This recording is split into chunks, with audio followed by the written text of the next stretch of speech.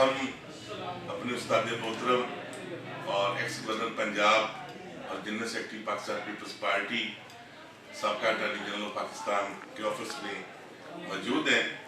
उनकी जो शख्सियत है वो किसी तारीफ की मोहताज ही नहीं। उनका वकला काज के लिए भी बहुत ज़्यादा कंट्रीब्यूशन है, पाकिस्तान की सियासत में बहुत ज़्यादा काम दखल रहा। तो आज हाई कोर्ट बार का इलेक्शन हो रहा है, तो इस हवाले से हम सरदार साहब से बात करेंगे कि वो किस कैंडिडेट को सपोर्ट कर रहे हैं और ये इलेक्शन जो है आने वाले वक्त में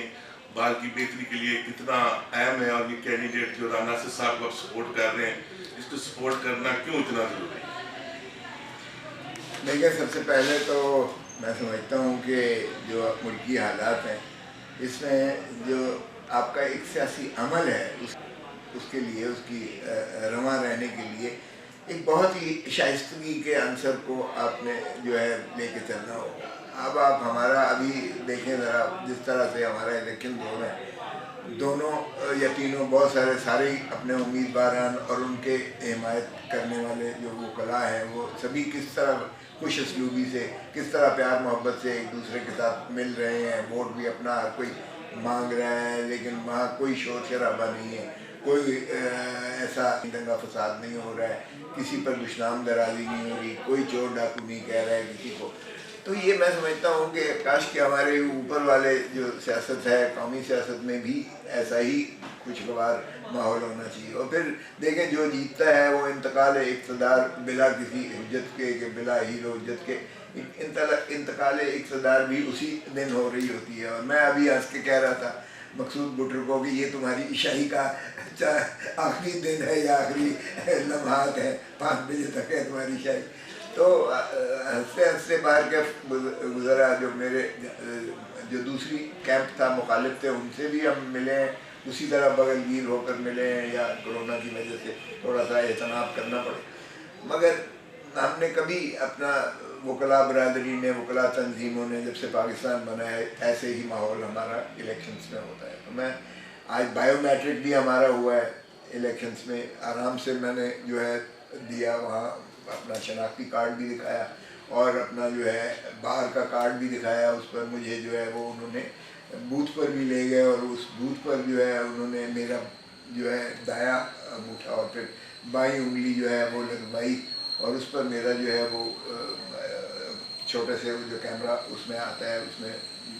उम्मीदवारान के वहाँ नाम थे, और उसको मैंने क्लिक किया, और क्लिक करने के बाद नीचे से पर्ची आई है, तो डबल चेक हो गया। एक तो साथ ही साथ काउंट भी आ रहा है, और साथ ही वो जो मुझे लिखी हुई उनकी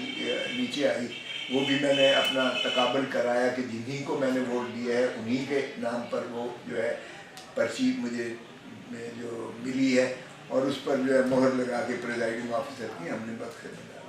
सो एक तो ये है कि काउंट जब होगा तो साथ ही काउंट भी आ जाएगा, क्योंकि ये कंप्यूटर ऑटोमेटिकली उसकी गिनती भी करता चला जा रहा है। सो वो आपको उस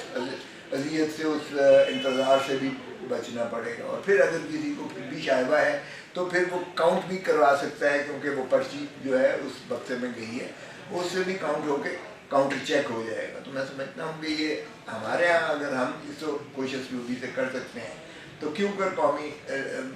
लेवल पर जो है नहीं किया जा सकता? ठीक है, वो बड़े लेवल पर होता है, बड़े पैमाने पर होता है। ये 23,500 वोट हैं, वो शायद लाखों में होता है। उसमें यकीनी बात है कि आपको मशीनें भी ज़्यादा चाहिए होंगी, और आपको फिर बिजली का या कंप्यूटर या उसका जो है बैटरी का, वो भी उसका ज़्यादा करना पड़ेगा, क्योंकि हर जगह हमारे यहाँ शायद बाद जगहों पर बिजली नहीं है, और बाद औक़ात जो है लोड शेडिंग की वजह से वो इलेक्ट्रिफिकेशन जो है वहाँ नहीं आती है। तो उसको काउंटर आप बैटरी पर भी उसको कन्वर्ट किया जाना जो है ऑटोमेटिकली होना चाहिए। तो ये डूएबल है, ये किया जा सकता है, और इससे काफ़ी सारी कबाहतें जो हैं वो कम तर हो जाएंगी। बाहर का जहाँ तक ताल्लुक़ है इस मौके का, तो ये बहुत अहम मरहला है, क्योंकि अब चाहे वो जिस तरह अपोजिशन कह रही है कि हम नो कॉन्फिडेंस में जा रहे हैं, और फिर भी एक नया सिलसिला या नई हुकूमत या मिड टर्म इलेक्शंस की तरफ जा सकते हैं। और फिर जितनी हमारे यहाँ जो आप देखिएगा कि जिस तरह से हुकूमत ने पीका ऑर्डिनेंस इशू किया है, जिससे जो है آزادی اظہار پر بہت سارے قدغن لگ رہے ہیں،